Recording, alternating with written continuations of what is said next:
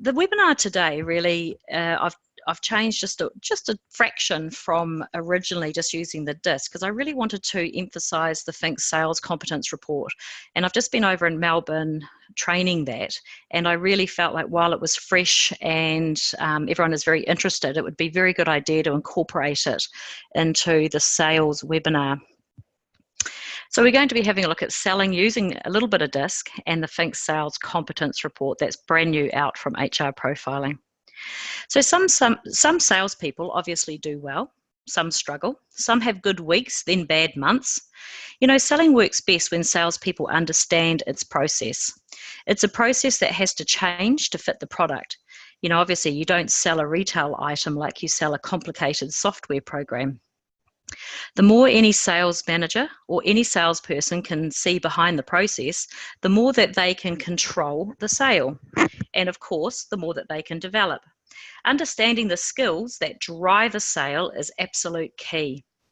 So simply put, if you can understand the buyer in a clear, concise way and understand your own competencies better, you can then measure the issues that make up that process with more assurance. Then you can manage the process of development so much better. So this short webinar touches on new processes from us, from everything from understanding to measuring and then managing certain sales skills, obviously to a deeper level than ever before.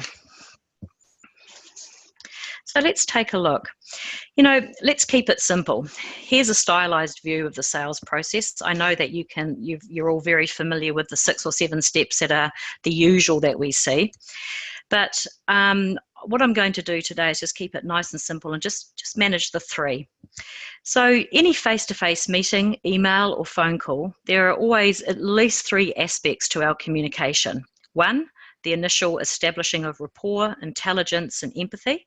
That's the section that moves the seller from the salesperson really to almost like a consultant. The second one, the second section is basically hopefully interactive. These are things like your clever questions. These are answers. These are suggestions. These are trial closes. These are things like more learning and uncovering the real needs issues. And the third we're going to look at is the section 3 is advancing the sale. It's about closing it. It's about the next steps and of course the agreed action or follow-ups. These are all part of the process.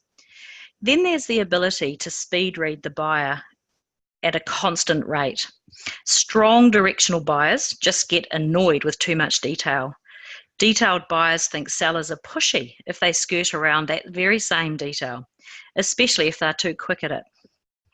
So the ability to speed read yourself is just as important. So let's have a quick look at the next slide. So typically when you're using DISC, there's these 4 steps and we're pretty good with these by now.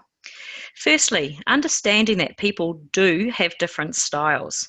Some are direct, some are more chatty, some sit quietly and observe and watch others, and some of course need detail and time to process. So secondly, the self-awareness. The best salespeople know their own style, which type they are naturally. Then they can adjust accordingly. People usually like to buy from people who are most like themselves. So thirdly, by looking at your own style and the buyer's style more specifically, it's much easier to assess how to adjust. We use things like observations, assessments, and then recognise where behaviours need to adapt. This is not always easy because sometimes you can be talking to someone who's your complete opposite, of course, and it does make it hard. But the more you observe, the more you're aware of your styles and product, well, I guess knowledge of the DISC styles, the easier it is. The last one is the ability to adapt, and it's obviously the clever selling is involved in this one here. So modifying the style to the person you're talking to. So however, we each and all of us tend to emphasize a style, usually our natural. This can be classified in many ways, but here's a quick look at how we'll be recognizing some of the selling styles. You know, typically, as I said, there's no right or wrong style for selling in any DISC spectrum. but obviously every style prefers different things. If I have a look at, well, let's say I mention now the more traditional categories that we all tend to know, just so we can refresh ourselves, because we can look at these and see these in a bit more depth with the coming report that I'll be showing you. So obviously people like hunters that we know tend to be drawn to cold calling skills, new business, and are usually results driven. Farmers, these are more about relationship selling and collaborating, growing the business. Customer service salespeople are usually excellent at problem solving and upselling. They're excellent at listening and sorting out what to do next steps. And technical salespeople naturally depend on explanations, instructions, and detail. So with the new FinxS Sales Competence Report, we can go even further into understanding all of this. So let's have a quick look. Now, I'm very aware that some of you will have not have even seen this report before. So I just wanted to take a little bit of time to explain a little bit. We're going to have a look at a fair bit of detail information today and hopefully relate it back to some real practical tips on using it in sales. So the new FinxS competency process is not DISC-based. That's the first thing I just want to say, but it fits in with DISC if you need it to. So there is basically three reports, a development report, a hiring report, and what we call the Sales 18, which is very much fits with your behavioural DISC report. So there's three different reports. Today I'm going to be basically looking at two of them, the development and some of the information in the hiring report that is not DISC related. So you can have a little look on the screen on the slide there and have a little look of how it's based, and I'll carry on with the webinar. And as I say, if any questions as we get going through this, maybe hold them off and maybe have email me at the end, or maybe HR profiling at the end as well. So the new sales competency report indicates areas in which an individual may need specific development.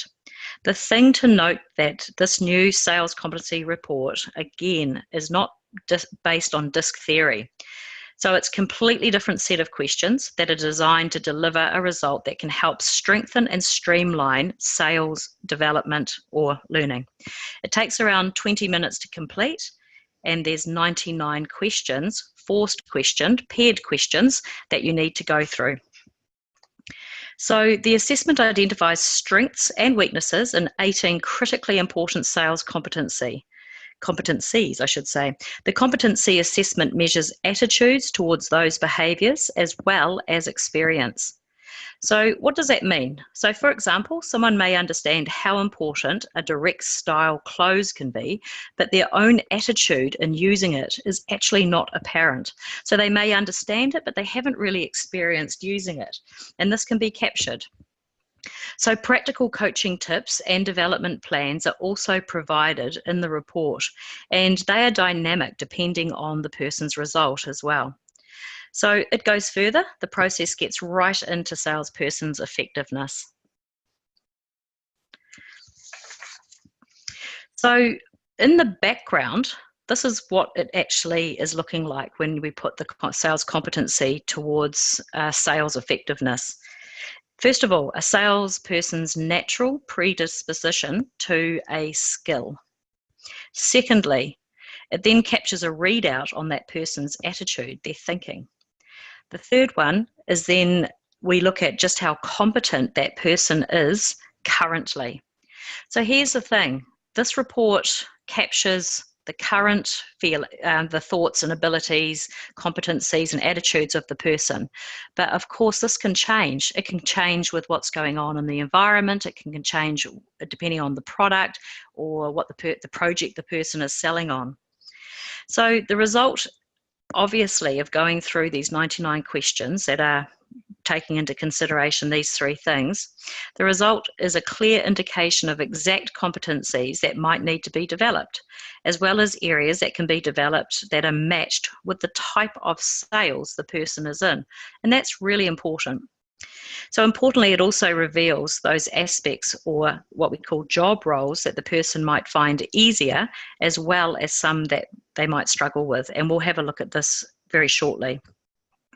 So as a sales manager or consultant, you can then take this knowledge or these results and know how to go forward based on the results of the reports and the priorities you have defined. So in a nutshell, it's looking at these three different areas. It's capturing information for you as a manager or a consultant to really drill down on and have a look at where this person might need development or help. And that's very specifically aligned with what your product or your industry might be. So let's have a look at these 18 competencies. So as I said, there's 18 competencies that have been identified as part of the sales process and the sales aspects. You can see there that they cover critical issues like dealing with failure and handling objections, building rapport, typically that we know, presenting that we know is definitely part of sales.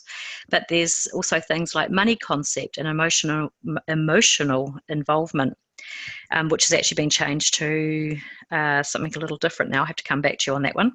And it's no long. It's not a zero-sum game. So the result balances where someone might be extra strong in one of the 18 competencies. It means it may affect some of the other competencies if they are interrelated. So that also means that you have to be aware of how these competencies are made up. So this, as I say, it's a very in-depth report that can really finger point where you need to develop someone. So each of these particular competencies is behind the scenes made up of 2 to 4 mindsets as well. And looking at these specific mindsets, they affect the score. So I'm going to put this into sales terminology very soon too, so you can understand how it will help. So these are what we call the mindsets behind the scenes here. So first of all, mindsets make up the competency scores, and we do need to know what a mindset is. So sales mindsets are the way an individual identifies with their product and sales process, approaches solving sales problems and overcoming challenges. So mindsets can uncover self-defeating beliefs and attitudes, and also uncover obstacles to success in the sales as well.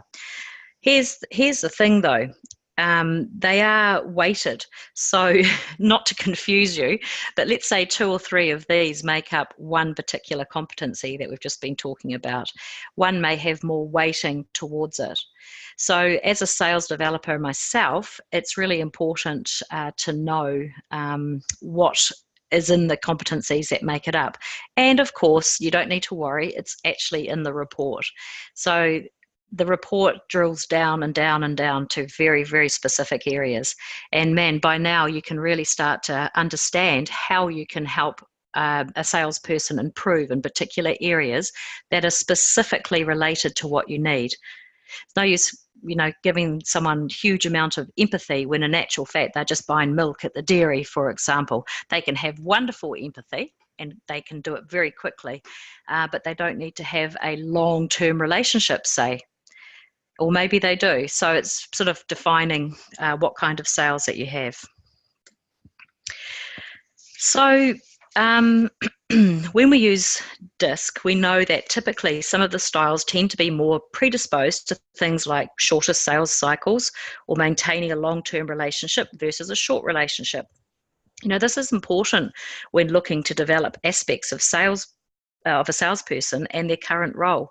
It's sometimes not practical, for example, to develop long-term relationship skills when in fact that person needs faster empathy, a short sales cycle, and potentially a short relationship. This is where the new tool can be so accurate. The new sales competency pinpoints these matches. We've got to be to be honest, it's got to be every manager's dream in looking at this, a system that can help target where to best concentrate attention and where not to waste time if the salesperson doesn't actually need that ability in this current role. So let me explain a little bit more. even better. So if you happen to be recruiting, for example, then the sales competency hiring report helps define this area and more. You'd think about your product in terms of needs, the cycle, and the relationship. To make it easier, these combinations actually get put together as what we call defined job roles, which I'll show you on the next page.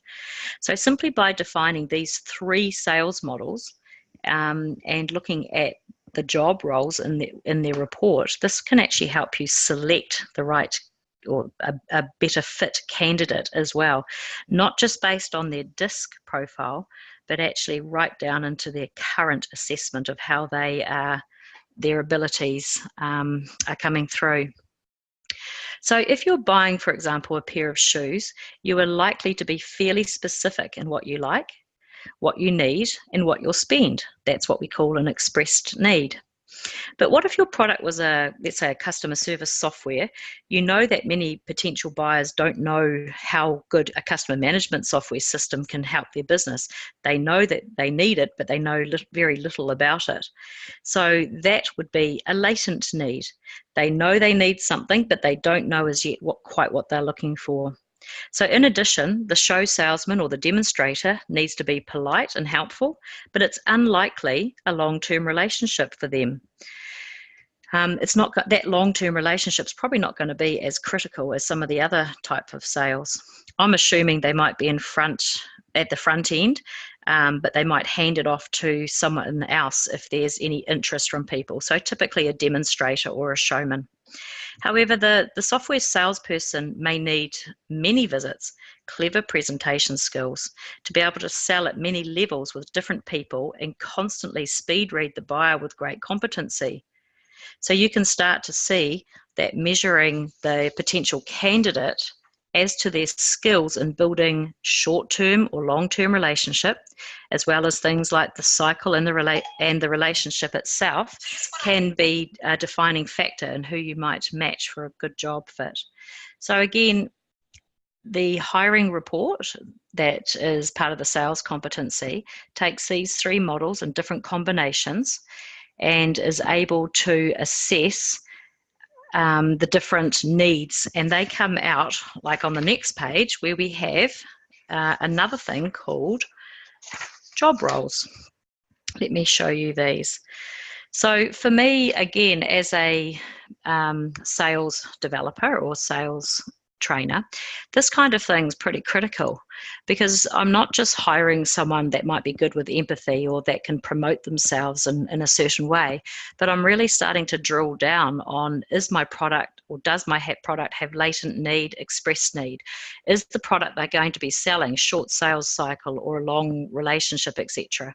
And by understanding what my product or service is actually needing, you can relate that back to what comes out in their report as these different job roles.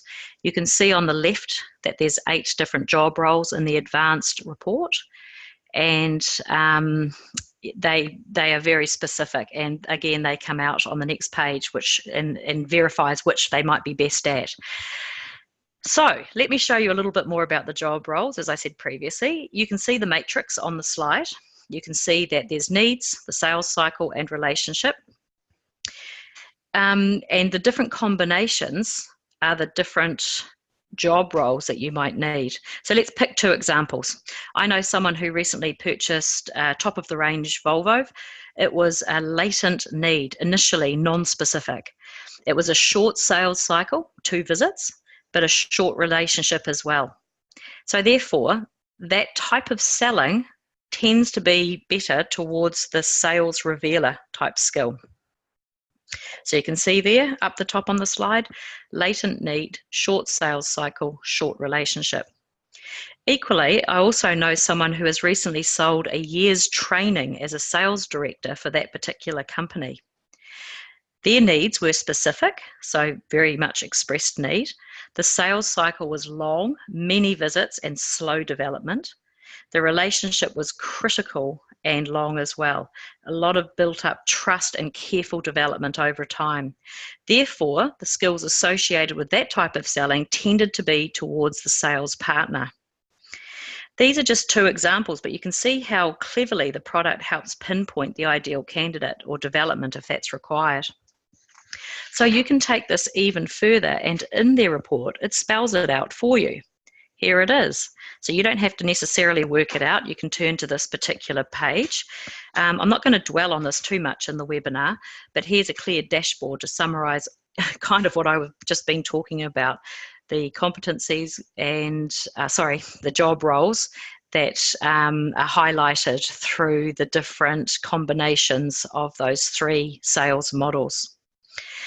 So the report helps to define top roles that the person would find natural or potential roles that might need some development. You can see in the middle, and it also has marginal roles that the person can develop but may struggle and need longer to develop, if they even need it at all. So in this slide, it shows an existing skill or ability that this particular person has 82% match for a sales creator.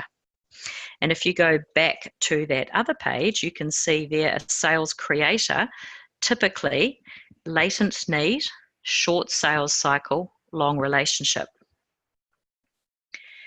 So you can see also that this person has a lot of potential roles. In fact, they've got 1, 2, 3, 4, 5, 6, 7 different potential roles that they could develop a lot more easily.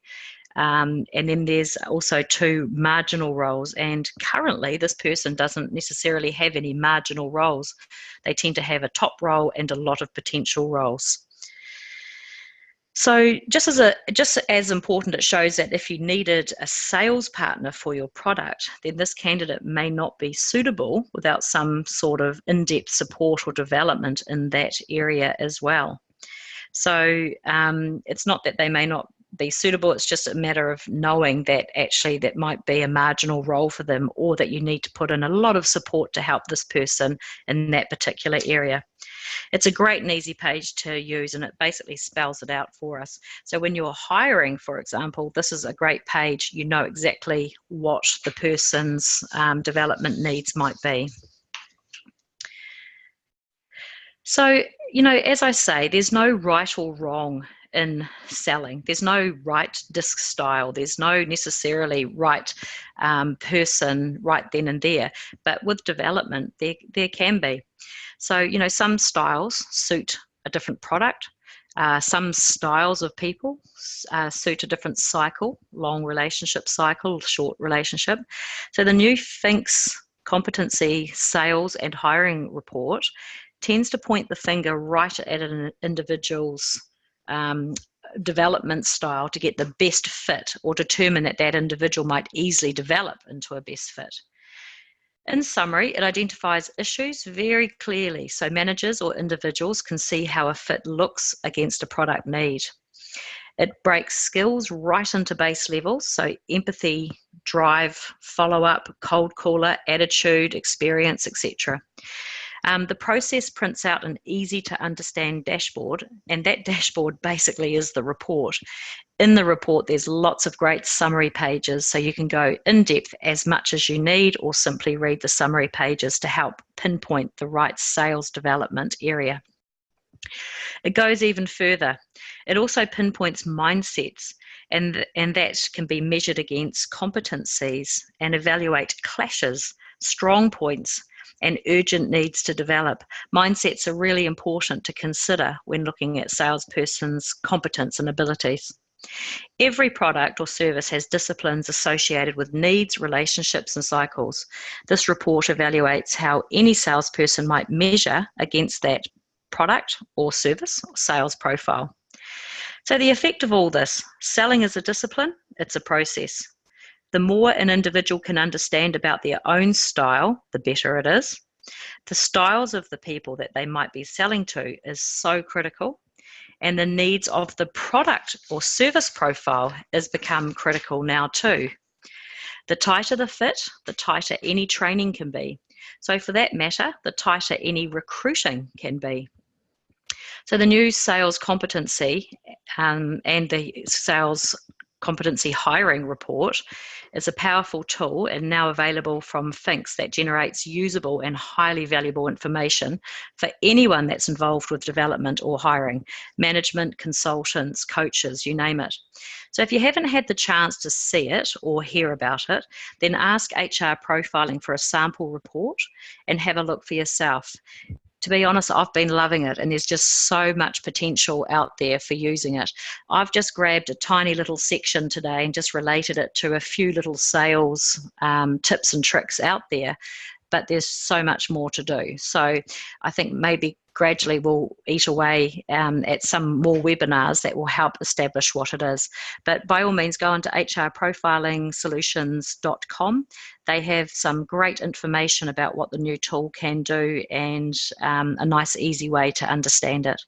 So thanks everyone for joining me. I appreciate your time, especially short notice and on a Monday.